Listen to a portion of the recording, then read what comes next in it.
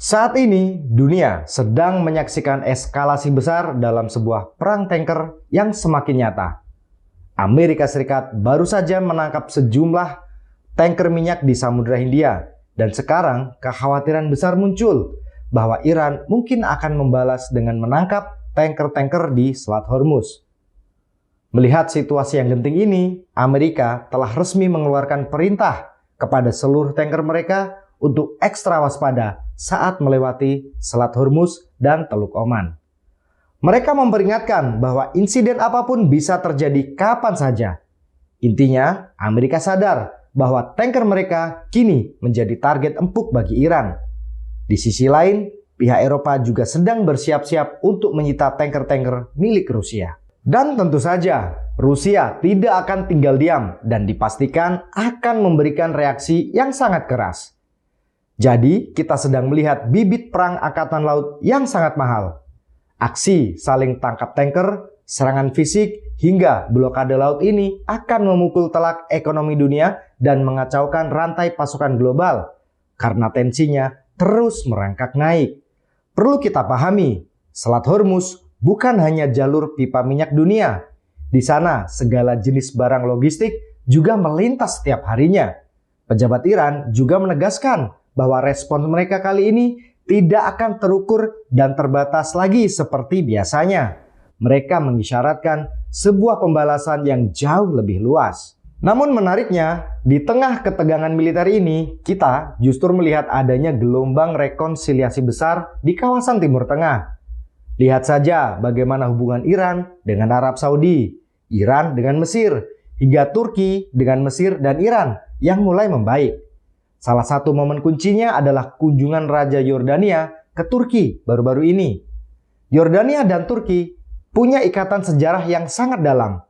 Dulu, pada masa Kesultanan Utsmaniyah, keluarga Raja Yordania adalah pengelola wilayah Hijaz di bawah naungan Utsmaniyah. Namun, sejarah mencatat mereka kemudian bersekutu dengan Inggris untuk melawan Utsmaniyah karena janji Inggris yang akan memberikan kekuasaan atas seluruh Jazirah Arab.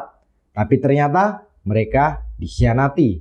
Inggris punya perjanjian rahasia lain dengan pihak Israel, dan keluarga Hashemite akhirnya hanya diberi wilayah Yordania saja. Nah, kembalinya keluarga Hashemite ke Turki hari ini menunjukkan sebuah rekonsiliasi sejarah yang luar biasa.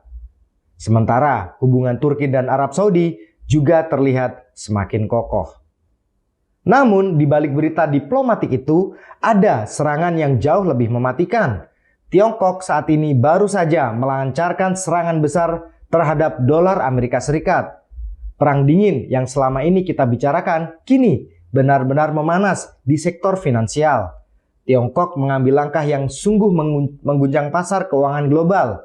Kita tahu, Tiongkok adalah pemain yang sangat tenang, dan setiap langkah mereka punya dampak yang sistemik. Untuk pertama kalinya, Beijing secara resmi memerintahkan bank, investor, dan perusahaan mereka untuk mulai membuang atau menjual kepemilikan dolar serta obligasi Amerika.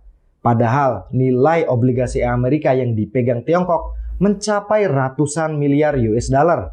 Selama ini, obligasi Amerika Serikat dianggap sebagai pelabuhan aman atau safe haven bagi para investor dunia. Jika Tiongkok mulai menjualnya secara massal, maka kredibilitas dolar akan jatuh dan negara-negara lain kemungkinan besar akan ikut panik, menjual dolar mereka dan beralih membeli emas.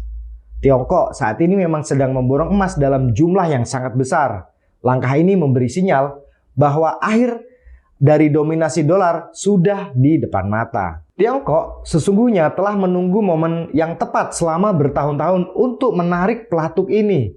Mereka sudah mengumpulkan dolar sejak era 90-an hingga jumlahnya mencapai lebih dari 3,7 triliun dolar. Bayangkan, cadangan mereka lebih besar dari yang dimiliki Amerika sendiri. Tiongkok sedang memegang kartu as untuk mengguncang ekonomi Amerika Serikat, dan mereka baru saja mulai memainkannya. Bloomberg bahkan mencatat bahwa kepercayaan para pelaku pasar saham kini mulai menipis karena Tiongkok secara terbuka mendesak bank-bank besar mereka untuk mengurangi ketergantungan pada surat utang Amerika. Selain perang ekonomi, ketegangan nuklir juga kembali menghantui.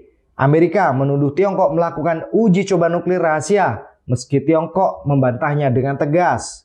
Masalah terbesarnya adalah berakhirnya perjanjian START.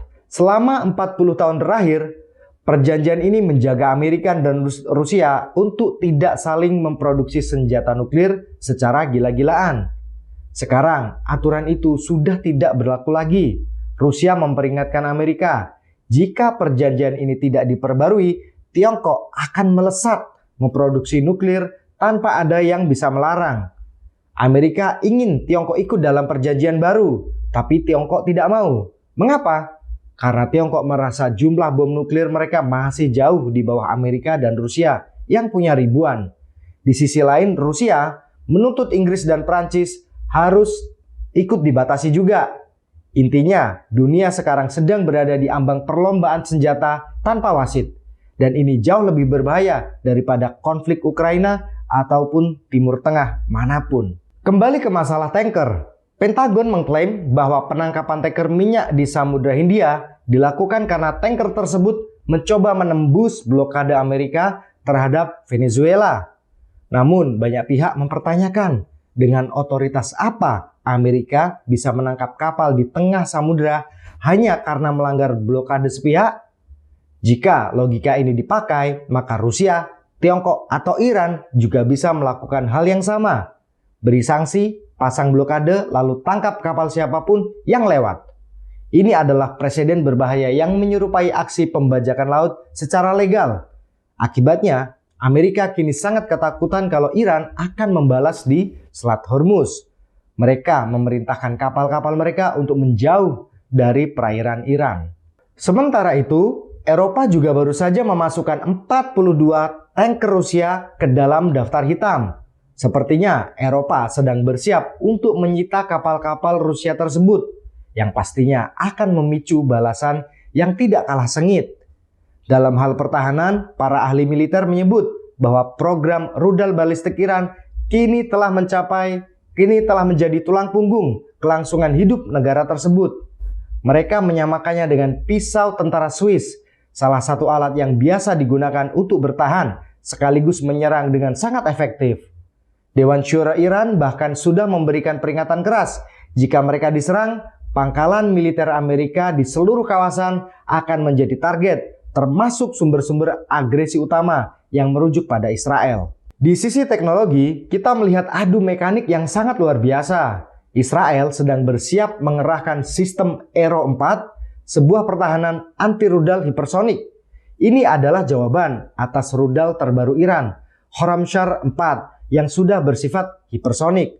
Keduanya sedang bersiap untuk skenario terburuk. Beberapa pejabat pertahanan Israel bahkan khawatir bahwa retorika superioritas militer ini justru akan merusak hubungan regional mereka. Sementara itu, Raja Abdullah dari Yordania dan Presiden Palestina bertemu untuk membahas ancaman di tepi barat.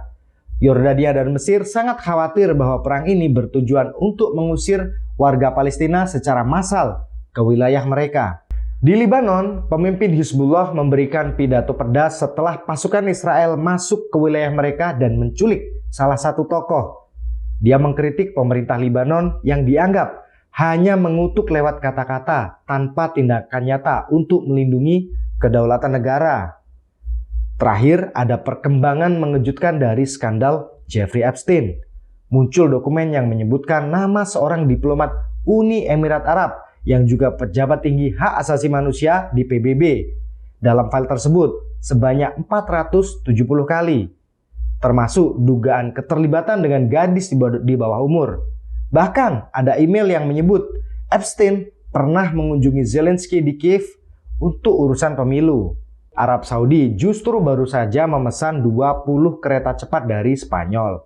Ini membuktikan satu hal, bahwa negara-negara Arab seperti Saudi, Qatar, dan Uni Emirat Arab sedang fokus memodernisasi ekonomi, infrastruktur, dan teknologi AI mereka.